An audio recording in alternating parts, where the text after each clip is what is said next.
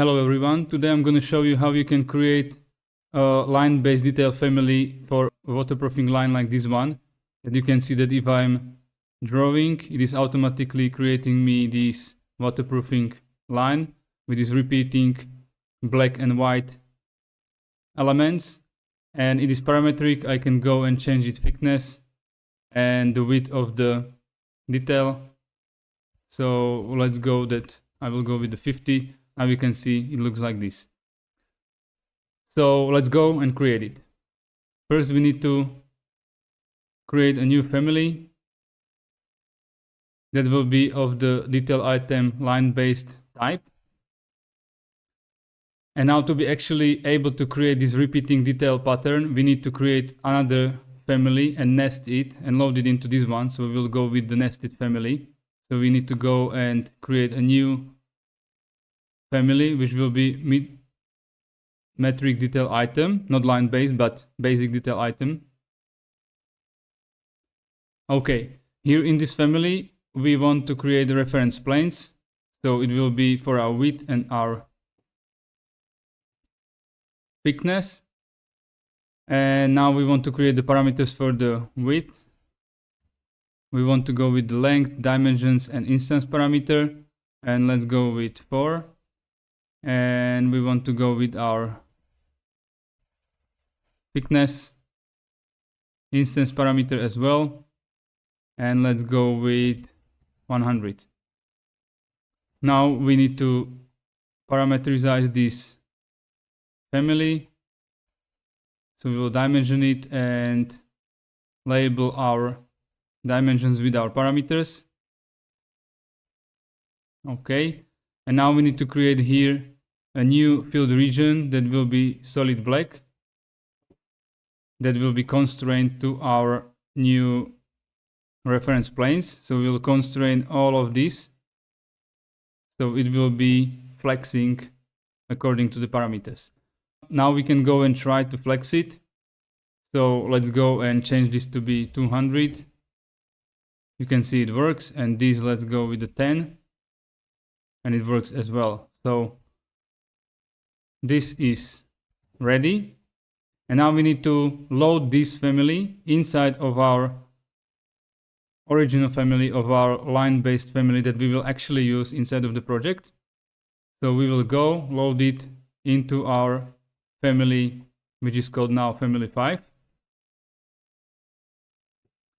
And now I can place it in here and use it. So this is a nested family inside of my main family. Now what I want to do is to be able to parametrically from this family to control family geometry of this nested family. And the way to do this is to associate family parameters.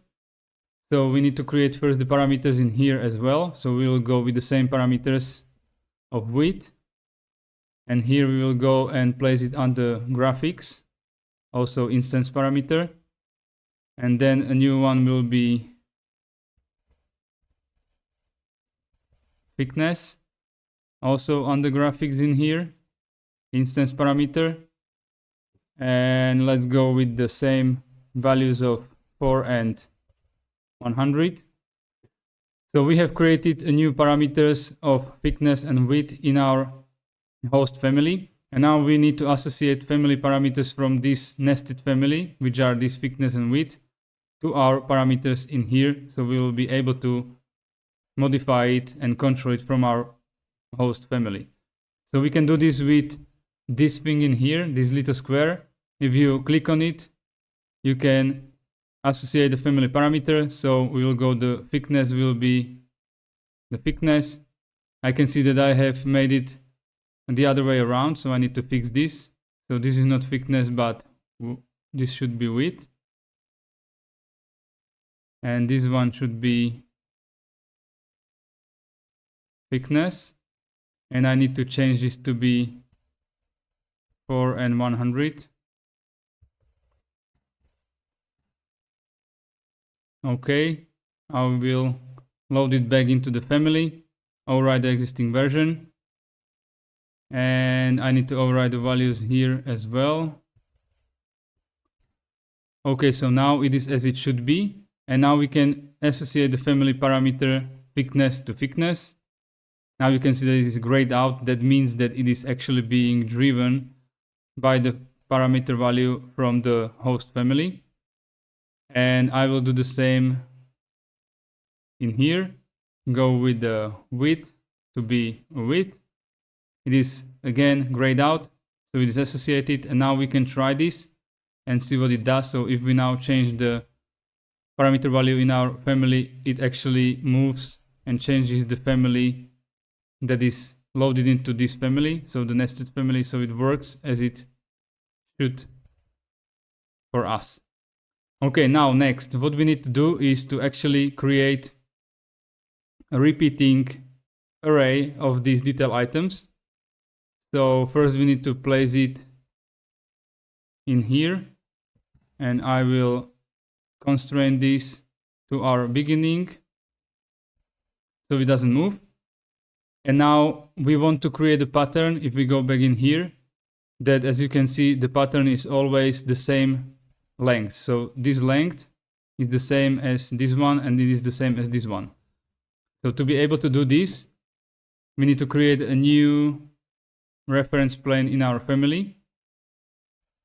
And this reference plane should be 2 times the distance of this width of this detail item, because then I will have one detail item in here, the same length will be in here, and the new one, this black one, will then start from this 2 times the distance. So we need to create a new parameter that will be called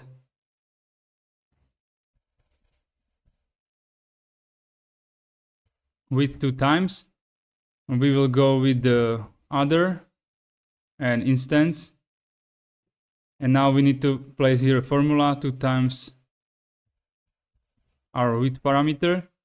So you can see it is always 2 times the width. So if we go here with 200, it will be 400. Okay. Now we need to associate it in here. I will change this to be hidden line and this to be 1 to 10 or maybe 1 to 5. And associate this parameter to this value. So it is now flexing our reference plane with the parameter. So the next step is to create an array from this detail item. So we will go with our array tool. Now I am using Revit 2026 version for this. So you can see, for example, in previous versions, the options panel had all of these things which are now here, except these two. These were there before, but these things were before in here. And this is actually something that they are doing in Revit 2026. They are moving the things from options bar in here. I personally do not like it that much, but that's what they do. So we go with our linear array. We want to group and associate it. We want to go with our move to the second, not to last. And the number doesn't matter now. So now we go and create our array, and we want to array it in a way that that the second item from the array will be at the distance of this reference plane. So this reference plane is dictating me the distance between the first and the second item inside of my array. And when I will have more items, if I go here and put here 4, you can see that this distance that was defined in here is repeated throughout the array. So that is how I have the same distance between them. So I need to constrain this second item inside of my array to this reference plane, so I will be able to move it, because now if I move it, you can see nothing happens. Well, something happens, but doesn't happen the way I want it. So I will go and constrain this into my reference plane. And now if I move my reference plane, you can see that it is actually flexing the way I want. So I will place this back to be 100. Now what we need to do is to calculate the number of times this should repeat so it will reach the end. And we need to do this with the math to calculate it. So we'll create a new parameter which will be called count. It will be also instance parameter. We'll go with the other type. And now it needs to be integer. It cannot be a number because the array formula only works with integers. So we need to go with integer. And now we need to place here a formula of dividing the length, which will be the total length of our family, divided by our width, which is the width of this element. So we will get the number, the total number of repeats we need to do in here. So we need to go with round down in here. That means that because it is an integer, if the value after division would be, let's say, 1.5 or 1.6, by the mathematic rules it would round up, so it will be 2, but we need it to round actually down to be 1. So this is why we are using this round down in here. And we will go with our the length divided by width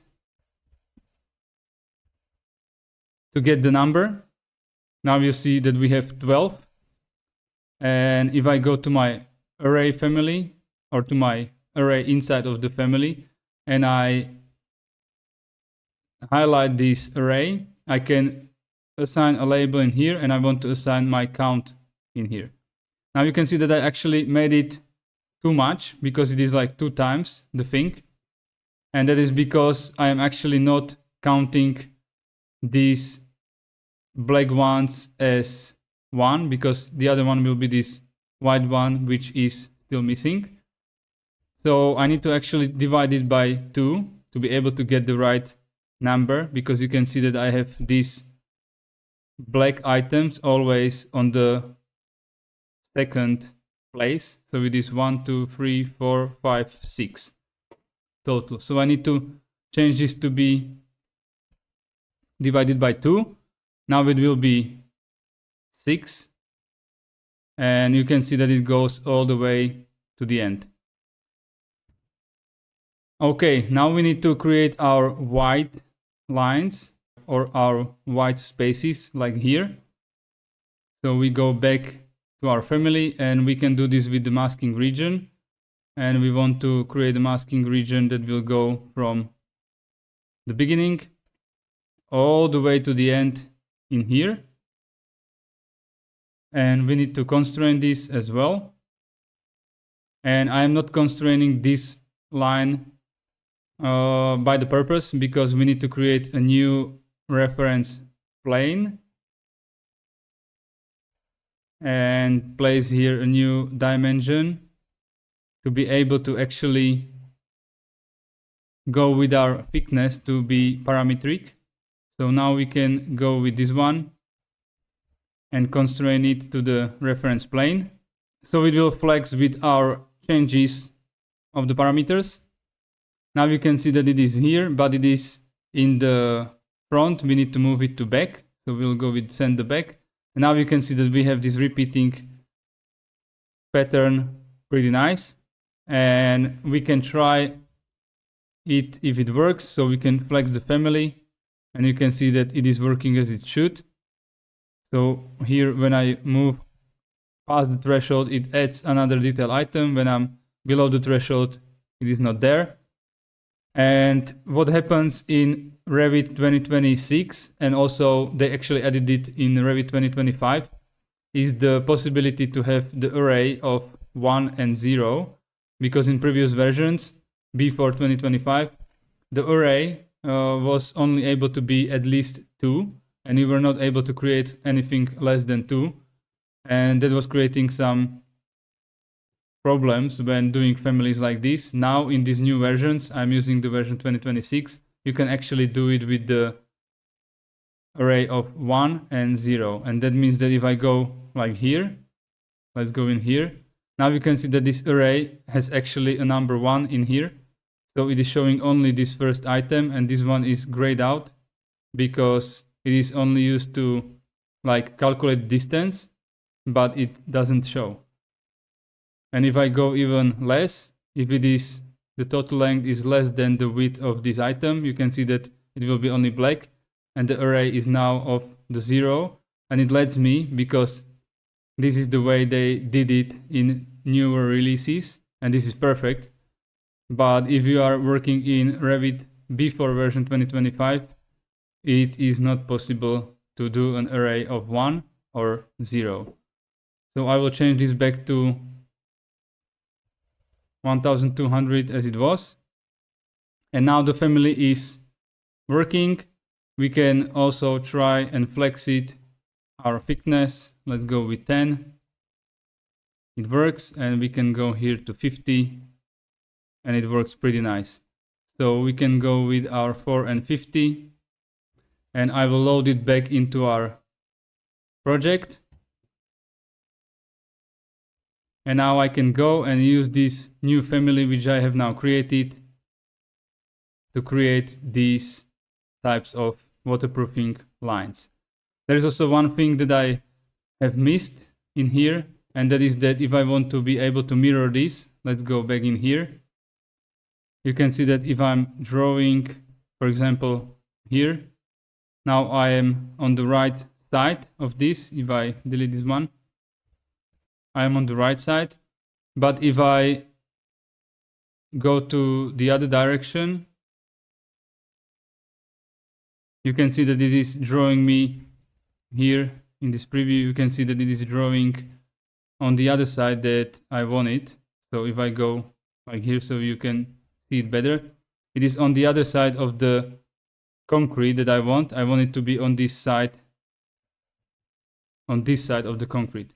So I need to be able to flip it, but now I do not have this in my family. So if I want to go and do this, I can go with the create, and here you have flip controls, and I will go with the double vertical, place it in here. So this means that now I can flip it, and if I load this back into my project, and I will override it, now you can see that I can go hit my spacebar and flip it. I can also flip it when I'm drawing by hitting my spacebar. So this is all, and this is how you can create your own waterproofing 2D line for your projects.